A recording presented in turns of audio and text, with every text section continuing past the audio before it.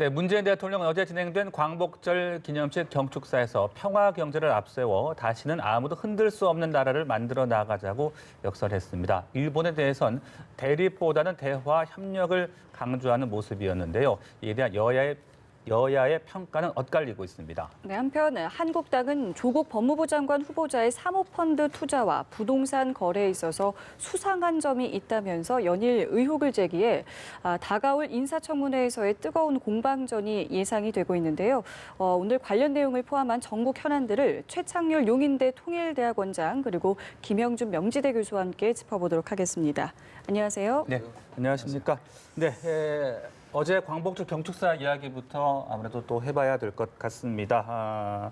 새로운 한반도를 위한 3대 목표를 제시를 하면서 또 2045년까지 그러니까 광복 100주년이 되는 해죠. 때까지 어떤 원코리아로 우뚝 서겠다 통일 비전까지 제시를 했는데 전반적으로 어떻게 보셨습니까? 어제 그 경축사에 어떤 내용이 담길지가 굉장히 관심이었어요. 네. 워낙 최근에 남북 관계도 그렇고 한반도 둘러싼 뭐 여러 그 환경들이 급변하는 상황이었기 때문에 특히 한일 갈등의 문제 때문에 네네.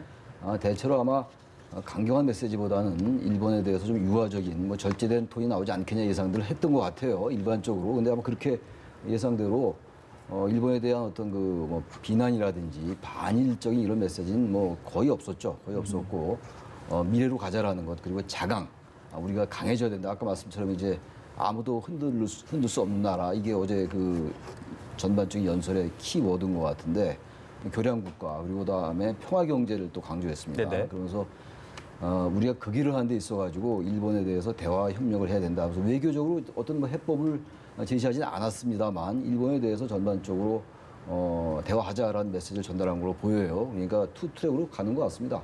과거사에 대한 단호한 대응을 하되 한일 관계를 미래지향적으로 가지고 가자 이런 것들이 어떤 주된 내용이었던 것 같습니다. 예. 네. 김 교수님은 전반적으로 어떻게 들으셨습니까? 대통령이 경축사에서 미래 구상을 제시하는 건 뭐 보편적인 겁니다.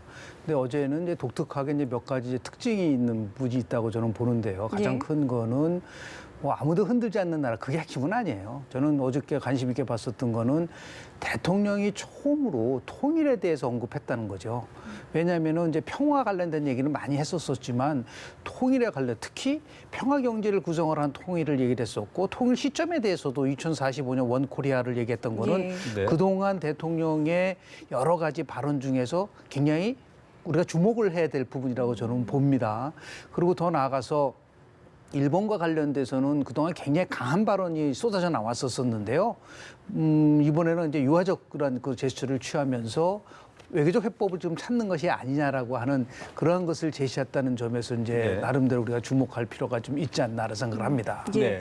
그 지금 짚어주신 통일에 관한 부분만큼이나 수치적으로는 경제와 관련된 그러니까 경제라는 키워드가 굉장히 많이 등장을 또 했잖아요.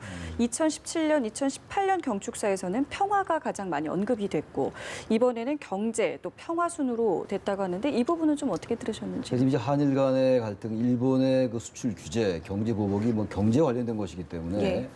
당연히 여러 가지 뭐 과거사 문제도 있겠습니다만 과거사 문제보다는 당장 이제 기업들이 받는 피해, 그리고 네. 우리 국민들이 받는 피해가 대단히 중요한 것이겠죠. 그래서 지금 말씀처럼 평화라는 단어가 뭐 27번 나왔다고 그러고 경제가 39번 이제 예. 어제 언급이 됐습니다. 그만큼 이 경제에 방점을 찍은 연설이라고 봐야 될 것 같아요. 평화 경제는 최근에도 이제 문재인 대통령이 말씀을 했던 적이 있고 또 하나 문제가 어제 그 연설에서 과거사 발언이 안 나왔어요. 대체로 이제 어제 시점 정도 같으면 강제징용 문제라든지 그리고 강제 동원 문제, 위안부 문제 이런 네네. 문제들이 한 번쯤 언급됐을 법한데 전혀 나오지가 않았어요. 그러니까 과거사에 대한 언급을 일부러 이제 회피하면서 경제 쪽으로 미래지향적으로 갔던 것이고 앞서 말씀처럼 분단을 이겨야 된다는 거, 네. 분단을 이기고 평화 통일로 간다는 건 굉장히 중요한 대목이죠. 3.1운동 그리고 임시정부 100주년이 되는 2045년도에는 통일을 이루겠다, 원코리아를 하겠다는 게 굉장히 중요한 핵심이에요. 그러니까 분단을 하고 이기고 극복을 하고 평화 통일로 갈 때 진정하게 우리가 일본을 이기는 거다라는 뭐 그런 이제 의미를 담고 있는 거라고 보는데 아무튼 현재 상황이 대단히 어렵기 때문에 예. 이걸 계속 갈등으로 가져가기보다는 한일 간의 관계를 네. 경제를 강조하면서 한일 간의 미래지향적 관계를 같이 맞물리게 얘기를 한 거라고 보여져서 네. 경제를 어느 때보다도 강조를 많이 한 거다라고 생각을 합니다. 그러니까 뭐 경제, 평화, 네. 통일, 이제 통일. 이런 네. 부분들이 많이 강조가 되는데 그렇다면 상대적으로 대일 메시지 수위는 다소 낮았던 것은 아닌가 이런 생각을 갖는 분들도 있을 것 같은데 뭐 예상했었던 네. 거죠. 우리가 이제 외교적 해법을 나름대로 이제 모색하는 단계가 아닌가라는 네. 생각을 좀 하게 되는 거죠. 대통령이 뭐 다시는 지지 않겠다라는 얘기도 했고 좌시하지 않겠다라는 그런 표현을 쓰지 않았습니까? 근데 그런 면에서 봤을 때는 상당히 온화한 그러한 유화 나름대로의 메시지인데 다만 약간 좀 이제 온도 차이는 좀 있는 것 같아요. 국민들은 어저께 정말 우중 속에서도 반일 이런 그 캠페인도 벌이고 예. 집회도 하는데 네. 대통령은 이렇게 유화 메시지를 보내다 보니까 이게 조금 이렇게 좀 온도차가 있는 부분들이 있는 것 같아서 왜냐하면 어저께 일본의 방언을 보면은 일본 왕은 깊이 반성한다고 얘기를 하고 있지만 아베는 전혀 그 부분에 대해서 반성하는 사죄한다는 말도 없었거든요. 그래서 혹시 제가 걱정되는 거는 문재인 대통령이 나름대로 이렇게 포용이 오히려 아베의 오만을 키울 수 있지 않을까라고 하는 그런 우려도 분명히 존재하고 있는 부분들이 있는 거죠. 근데 문제는 뭐냐면 결국 이제 우리가 자강을 통해서 이 문제를 해결하자고 하고 있지만 문제는 뭐냐면 경제를 많이 얘기했다고 하지만 저는 그렇게 보는 게 아니라 어제의 경축사의 핵심은 평화 경제입니다. 그러니까 평화와 경제를 이제 결합시키는 부분이라고 얘기하는데 이 부분은 상당히 나름대로 앞으로 더욱더 논쟁의 여지가 굉장히 좀 많아요. 왜냐하면 통일의 방식에 대해서 엄밀하게 따지면은 구체적으로 얘기를 하지는 않았지만 대통령 경축서를 아주 자세히 읽어보면은 평화 경제를 통해서 한다고 하지만 이게 대한민국 헌법 제4조에 의하면 대한민국은 통일은 지향하는데 자유민주적 질서에 입각한 통일이라고 분명히 나와 있어요. 그러니까 지금 대통령이 얘기하고 있는 통일의 구상과 헌법에서 얘기하는 통일의 방안과 이게 얼마만큼 조화를 이뤄낼 것이냐가 앞으로 여야 간에 치열한 아주 논쟁이 될 수 있는 부분들이 남아있다고 저는 봅니다. 예, 짚어주신 것처럼 정치권에서도 이미 이 경축사에 대한 뭐 여러 가지 평가들 나오고 있습니다. 특히 자유한국당에서는 공허한 말잔치다 이런 이야기까지 했더라고요. 당장 어떤 단기적인 해법이 제시된 것도 아니고 2045년도에 통일을 얘기하니까 그렇게 비판할 수 있을 거예요. 그러나 광복절 경축사라는 게 어떤 구체적인 해법을 제시하는 자리가 아니잖아요. 이게 그래서 저는 야당으로서는 그런 얘기할 수 있어요. 그리고 평화 경제를 얘기하니까 지금 미사일을 오늘 또 쐈잖아요. 지금 네. 어제 광복절 경축사에서 북한에 대해서 실무 협상을 강조했는데도 불구하고 오늘 또 이제 미사일 쏘고 막말에 가까운 이제 망언 비난을 오늘 쏟아냈어요. 오늘 북한이 그런 관점에서 볼 때 제1야당으로서는 그런 비판할 수 있는데. 전 평화 경제라는 게 말하자면 분단 비용과 통일 비용의 문제거든요. 지금 우리가 분단을 한 상태에서 치러야 되는 비용이 굉장히 많아요. 통일을 통해서 우리가 얻을 수 있는 것, 또 비용도 물론 들어가겠습니다. 이런 걸로 볼 때 일반적으로 분단 비용보다 통일 비용이 작다라는 거거든요. 그러니까 어쨌든 우리 남한과 북한이 어쨌든 당장 통일이 안 된다 하더라도 그런 평화 체제. 과거에 김대중 대통령의 경우에도 1국가 2체제를 얘기하고 그랬었잖아요. 남북 연합회라는 체제도 구체적으로 이제 제시가 된 적도 있는데 그런 걸 통해서 뭔가 평화를 하면 여러 가지 시너지 효과가 생길 수 있다는 거죠. 경제적 논리에서도 말이죠. 지하 자원의 문제도 그렇고 인적 자원의 문제도 그렇고 일단 뭐 남북한의 인구가 합쳐지면 거의 뭐 7,700만, 거의 8천만 육박하니까 그런 걸 강조하는 것이기 때문에 이게 무슨 이념적으로 문제 삼을 건 아닌 것 같은데 뭐 당연히 보수 야당은 이 최근의 상황이 북한이 계속 이제 미국과의 대화 때문에 그렇게 전략적으로 한다 하더라도 우리 정부에 대해서 계속 비난을 하고 있단 말이에요. 대한민국에 대해서. 그런 관점에서 야당은 뭐 그런 문제 제기할 수 있다고 보는데 어쨌든 큰 길로 볼 때 이게 무슨 뭐 장밋빛 환상이다 이렇게 볼 건 아닌 것 같아요. 그런 큰 이제 로드맵을 제시하는 것이기 때문에 네. 좀 다른 관점에서 볼 필요가 있다 이렇게 생각합니다. 네. 근데 그 청와대의 지금 메시지 팀에 대해서 전면적 저는 검토가 있어야 된다고 봅니다. 그러니까 대통령이 목표를 제시할 수 있어요. 그런데 중요한 거는 저도 제시할 수 있고 누구나 제시할 수 있습니다. 가장 중요한 거는 뭐냐면 목표를 달성할 수 있는 전략과 해법이 포함되어 있느냐라는 게 중요한 거죠. 단순하게 목표를 제시한다는 게 뭐 중요합니까? 중요한 거는 지금 너무나 많은 문장을 굉장히 면밀히 검토를 해보면 네. 조건분이 너무 많아요. 가정이 많습니다. 제가 한번 추려봤습니다. 지금이라도 일본이 대화의 협력의 길로 나온다면 우리가 힘을 가지면 경제 협력과 속도를 내고 평화 경제가 시작되면 한반도가 통일까지 된다면 남과 북이 손잡고 한반도를 주된 의지를 가진다면 이게 다 이프덴이란 말이에요. 그러니까 그렇다면 이런 조건이 어떤 상황 속에서 이루어질 수 있을 것이냐에 대한 부분들을 얘기를 해야지 이렇게 모든 것을 어떠한 나름대로의 목표나 조건만을 없이 그냥 나열을 한다고 한다면 그건 메시지가 힘을 빠질 네. 수밖에 없는 겁니다. 그런 의미에서 봤을 때 저는 야당의 비판에 대한 것들에 대해서 옹호하는 것이 아니라 좀 더 정교해야 된다. 그러니까 아주 나름대로 목표가 제시되면 그 목표를 추진할 수 있는 전략과 해법과 나가서 어떤 이렇게 로드맵을 제시를 해줘야지 너무 지나치게 네. 이렇게 크게 목표만 제시한다고 한다면 이게 공허해질 수가 있는 부분들이 분명히 존재하는데 제가 말씀드린 거는 이번 메시지만이 아니에요. 네. 그동안 여러 국정 현안과 관련된 이러한 대통령의 발언을 보면은 이게 너무나 많아요. 그러니까 어떤 것이 이루어진다면, 그러니까 소득 성장이 잘 이루어진다면, 뭐 예를 들어서 일자리가 만들어질 거다. 그럼 소득 성장이 어떻게 될 것이냐 네. 이런 부분에 대한 것들도 같이 나와주는 것과 마찬가지로 앞으로도 이런 그 대통령의 발언 속에서 이런 우리가 좀 구체적인 이런 네. 그 알맹이가 있는 그런 전략과 해법이 좀 제시됐으면 좋겠다는 말씀 좀 드립니다. 알겠습니다. 큰 틀에서의 비전 제시도 물론 의미는 있겠습니다만 보다 좀 구체적이고 정교한 방안도 함께 나왔으면 좋겠다 이렇게 이해를 하겠습니다. 자 그리고 또 여야가 설전을 펼치고 있는 게 또 하나 있죠. 이 광복절 어제 경축식에 참석했던 한국당 황교안 대표가 박수를 거의 치지 않았다.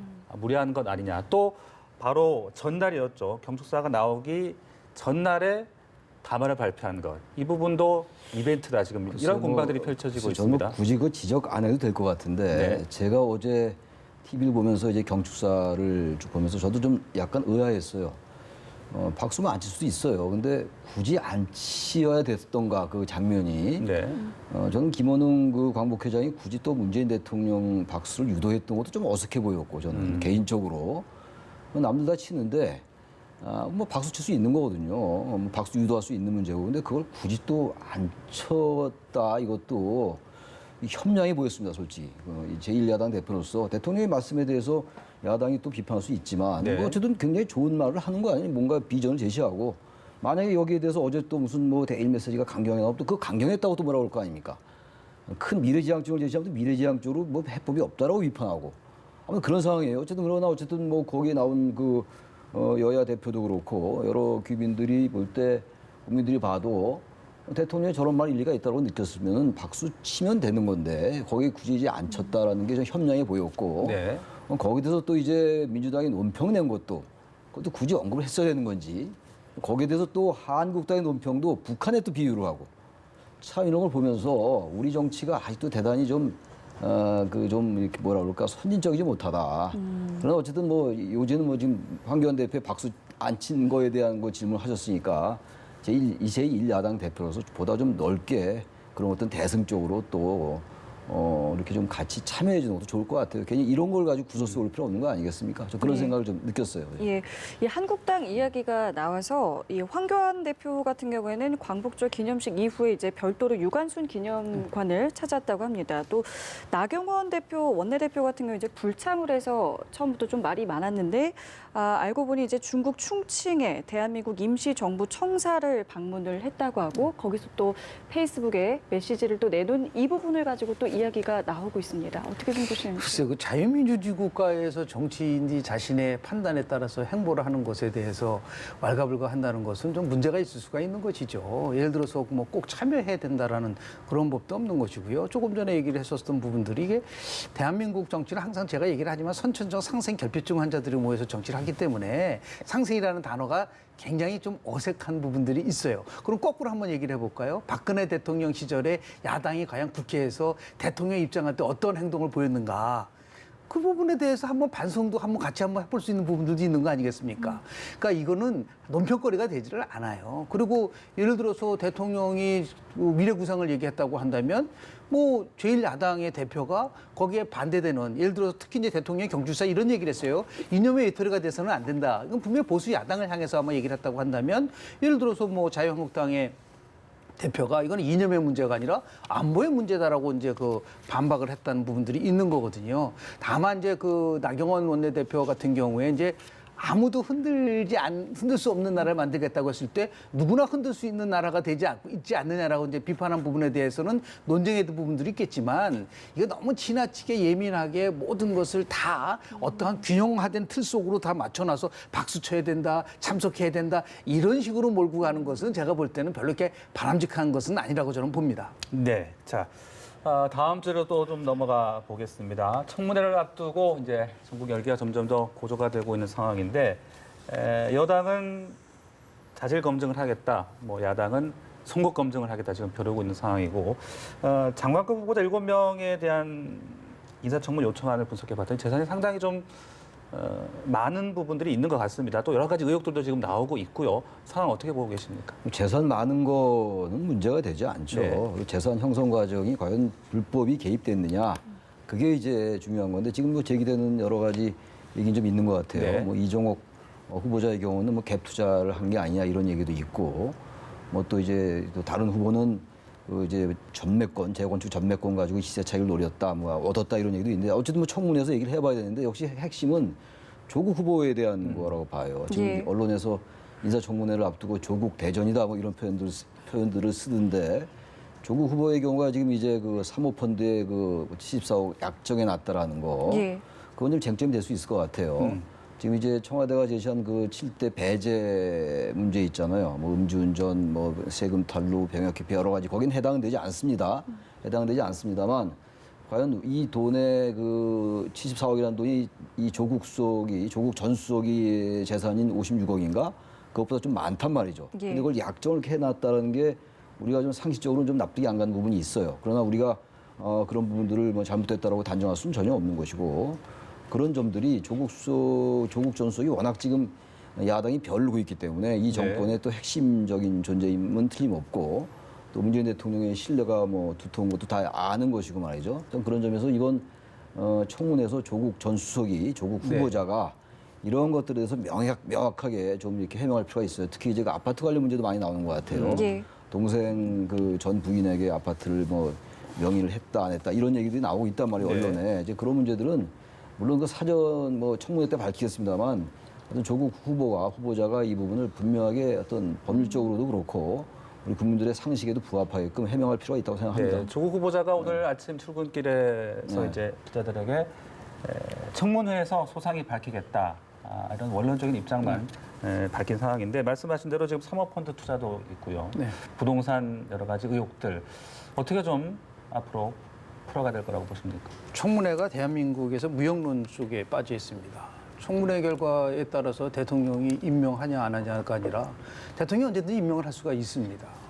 그렇기 때문에 오히려 더 이 부분에 있어서 청문회 과정 속에서 그 여부를 넘어서서 명쾌하게 국민들이 알 권리 차원에서 좀 철저한 검증이 좀 필요하다고 보는데요. 네.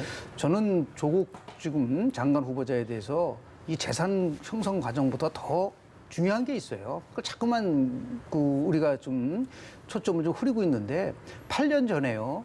이명박 정부 시절에 당시 권재진 민정수석이 법무부 장관으로 내정이 됐을 때 당시 현재의 민주당이 야당이었을 때 그 논평을 한번 가서 읽어보십시오. 어떻게 민정수석이 바로 법무부 장관으로 갈 수가 있느냐. 이것은 말이 되질 않는다. 예를 들어서 검찰의 중립성 문제가 훼손될 뿐만 아니라 총선을 앞두고 이렇게 한다는 것은 정말 잘못된, 이거는 문제 있는 인사라고, 최악의 회전문 인사라고 평가를 했단 말이에요. 그러면 8년 전이나 지금이나 동일한 사안에 대해서 왜 민주당은 침묵을 하고 있는지, 저는 이 부분이 오히려 더 굉장히 중요한 부분이라고 좀 보고요. 두 번째 중요한 부분은 뭐냐면, 저는 예를 들어서 청문회의 검증 과정 속에 가장 중요하게 여기는 부분은 뭐라고 보냐면, 장관의 직무와 직결된 사항을 얘기를 하는 겁니다. 교육부 장관이 논문 표절하면 안 됩니다. 국토부 장관이 부동산 투기하면 안 돼요.